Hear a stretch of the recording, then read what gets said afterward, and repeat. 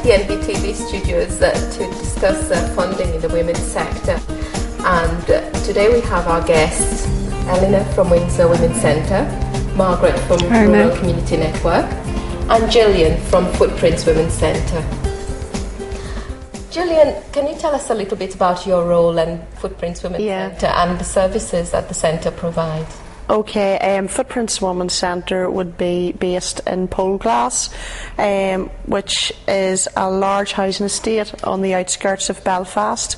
It would work with women from Poleglass Estate and also Twinbrook and Langmore, and that whole area would be known as the Colin area. And the centre has really developed over the last 15 years to meet the needs of the people that live in that community, the women and children that live in that community. So the services that we would deliver would be very much geared to that need, and would include childcare provision. It would also include adult learning facility for women returners.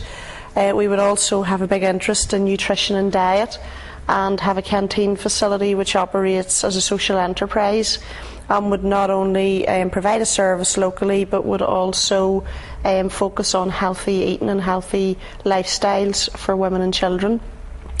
And in addition to that, we would also have a support service, which would be really the core of what we do, and that would be around offering referral to women, advice, information, advocacy, with a particular focus on women who would be in crisis at particular times. And we have a great relationship with the local Down and Lisburn Trust, where we can refer people on to, and we also have a Colin counselling service which would provide counselling support to women who would have particular needs.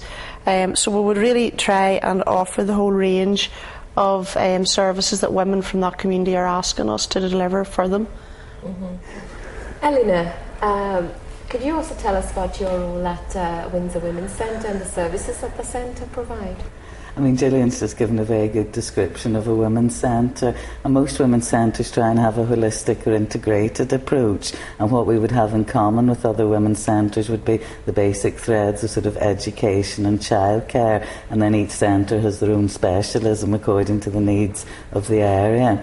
I'm based in the village area of South Belfast, which is an area of very high disadvantage and very little resources. Windsor Women's Centre will be 15 years old at the beginning of September, so we've been very pleased to be able to provide a service up to then. What we provide is a whole gambit of education classes, childcare that can support it. We also have 2 elderly groups, and we're particularly interested in complementary therapies. We offer diplomas in reflexology, aromatherapy and in head massage, and one of our projects of that as a social enterprise has been a project called BASE, where we've been able to offer people with mental health problems 14 free treatments in conjunction with their GP or another referring agency. And I think what you find when you offer that to the community, there's a very huge take-up, and GPs, drug outreach programmes, etc. are all very happy to use it but not pay for the service. We've also had another project which has closed, sadly, a special needs project where 4 specially trained childcare workers were working on a one-to-one basis with children with special needs, but that funding has been cut as well. And I think I'd want you to take away the sort of vibrancy of the women in the area and how important it is that it's a women's centre, that it's run by women, staffed by women, strategically planned by women, and that it's also a big employer in the area of the village.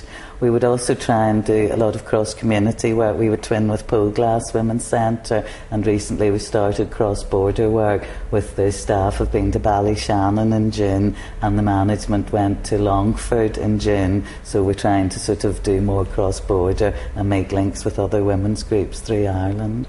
We now offer 5 classes a week at different levels of education, and I suppose there's an assumption that people who have maybe language problems have literacy problems, and that's not the case. That often we have people who are very highly qualified from other countries but want to learn better English to work in this country, and this was the first summer we did an exam that allows you to do, it's called Cambridge Entrance, that's the acceptable level of English to go for any interview, to show that you're competent in English, and that's been very important to do as well. Yes, it's interesting to hear the two women talk about the women's centres in Belfast and such. Of course, we don't have those in rural areas. Women in rural areas, they meet the same disadvantage, the same discrimination, the same underrepresentation as women do throughout UK, Europe. But there's an extra layer, the rural isolation that there is connected, the lack of services that there is in rural areas generally, and the extra lack of services that there is for women, especially in the childcare gamut. It just isn't in rural areas. The third generation caring within rural areas is a big thing that restricts women from what they can do. Not only have they the childcare, but quite often they're either living with in-laws or in-laws living with them, and they're dependent on them. They also have to provide that level of care. Rural Community Network would have done quite extensive research around some of the added disadvantage that women in rural areas meet. Education and training is certainly one of them. Our local FE colleges don't come out to provide community education classes unless you can guarantee 14 bums on seats, 14 attendees. In a rural area, that's just nigh on impossible, whether it's a women's class or any other class. But that means that 6 women who really want to do the IT or the interview skills or whatever education and training, they're not even offered that opportunity because we can't make up the numbers. It's not meeting the right targets, ticking the right boxes, achieving the right number of outputs for the funders quite often, so they're further disadvantaged.